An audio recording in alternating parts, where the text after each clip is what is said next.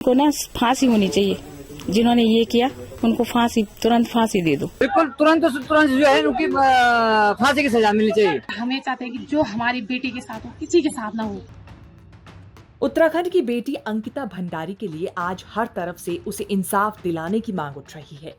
अंकिता अब इस दुनिया में मौजूद नहीं है, लेकिन दूसरी तरफ उनका परिवार और चाहने वाले अभी भी इस हकीकत को एक्सेप्ट नहीं कर पा रहे हैं। अंकिता का परिवार बेहद गरीब है और डोब श्रीकोट के एक छोटे से घर में रहता है। जब से अंकिता की मौत की खबर सामने आई है, तब से पूरे गांव में मानो मातम सा पसर गया है। सभी का रो रो कर बुरा हाल है। अंकिता की मौत के मामले में अब SIT गठित कर दी गई है, जो इस पूरे मामले की जांच करेगी। बता दें कि 19 साल की अंकिता भंडारी की मौत के बाद सबसे गहरा सदमा उसकी मां को लगा है, तो वहीं पिता वीरेंद्र भंडारी और बाकी परिजन बेटी के लिए न्याय की मांग कर रहे हैं।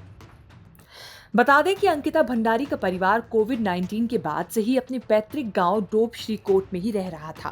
पहले ये परिवार पौड़ी में रहता था। कोरोना काल में काम धंधा छिन जाने के बाद भंडारी परिवार अपने पैतृक गांव आ गया। अंकिता की पढ़ाई पौड़ी के एक अच्छे और प्रतिष्ठित स्कूल में हुई। अंकिता पढ़ाई में बहुत अच्छी थी और 12वीं में कॉमर्स के साथ अंकिता ने 88% हासिल किए थे। ये वही अंकिता थी जो परिवार की जिम्मेदारियां और खुद के कुछ सपने संजोए गांव से बाहर निकली थी। बेहद गरीब परिवार से ताल्लुक रखने वाली 19 साल की अंकिता भंडारी हमेशा से ही परिवार को सहारा देना चाहती थी और इसके लिए होटल मैनेजमेंट की पढ़ाई करने देहरादून वो पहुंची। यहाँ से कोर्स पूरा करने के बाद अंकिता खुद के पैरों पर खड़े होने का सपना लिए अगस्त महीने में वनंतरा रिजॉर्ट पहुंची। यहाँ से उसे नौकरी भी मिल गई, जिसके बाद अंकिता और उसका परिवार काफी खुश था। इस रिजॉर्ट में अंकिता रिसेप्शनिस्ट के तौर पर काम कर रही थी। अंकिता को ये नौकरी करते बहुत ज्यादा समय नहीं बीता था, लेकिन उसके साथ ये सब हो गया। दरअसल अंकिता को पुलकित आर्य के रिजॉर्ट में चल रहे काले कारनामों का पता चल गया था, जिसके बाद खुद अंकिता को भी कस्टमर्स के साथ संबंध बनाने के लिए मजबूर किया जा रहा था। अंकिता इस सब की सच्चाई सबके सामने लाना चाहती थी। इसी को लेकर पुलकित और अंकिता के बीच विवाद भी हुआ, जिसके बाद आरोपी पुलकित और उसके 2 अन्य साथियों ने उसे ठिकाने लगाने का ये पूरा खेल रचा। दरअसल इस मामले में वेश्यावृत्ति की बात सामने आ रही है और खुद DGP ने भी इस बात को बताया है कि पुलकित के रिजॉर्ट में आने वाले कस्टमर्स के साथ अंकिता को संबंध बनाने के लिए मजबूर किया जा रहा था। उस चैट से स्पष्ट है कि ये कहीं न कहीं इलीगल रिलेशन बनाने का या प्रयास करवा रहे थे। आपको बता दें कि अंकिता बीते 18-19 सितंबर से ही गायब थी। पुलिस और SDRF की टीमें जिला पावर हाउस के पास शक्ति नहर में सर्च ऑपरेशन चला रही थी और यहीं से अंकिता का शव भी बरामद हो गया। पोस्टमार्टम के बाद शव को परिजनों के हवाले कर दिया गया है।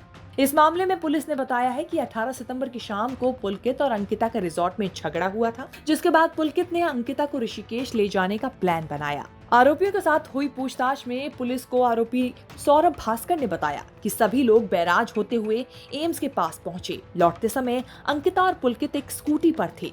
मैं और अंकित साथ में आए। हम बैराज चौकी से करीब 1.5 किलोमीटर पहुंचे तो पुलकित अंधेरे में वहीं रुक गया था और हम भी रुककर शराब पीने लगे। इस दौरान अंकिता और पुलकित में एक बार फिर विवाद हो गया। सौरभ ने बताया कि अंकिता हमें अपने साथियों के बीच बदनाम करती थी, हमारी बातें अपने साथियों को बताती थी कि हम उसे कस्टमर्स के साथ संबंध बनाने के लिए कहते हैं।